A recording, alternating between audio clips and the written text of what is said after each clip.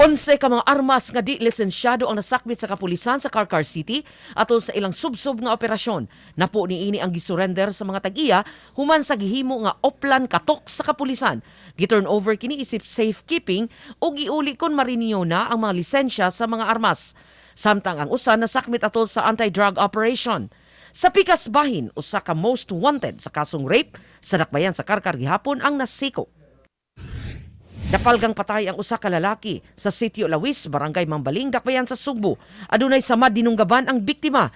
Base sa investigasyon sa kapulisan, naaan ang biktima nga asset sa pulis o gitabangan sa pagkulata dayon gidunggab.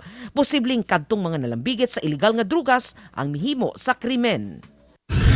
Mga nagtigbakay, hantak og ubang illegal gambling sa Talisay City nakwilyuhan sa kapulisan.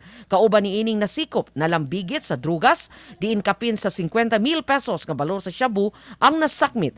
Matod sa hepe sa Talisay City Police Station, nga gawas sa mga checkpoint, subsub-usab sa ilang mga anti-criminality campaign. Kabahin kini sa ilang pagpangandam alang sa malinaw ug hapsay nga piniliay karong Mayo 9.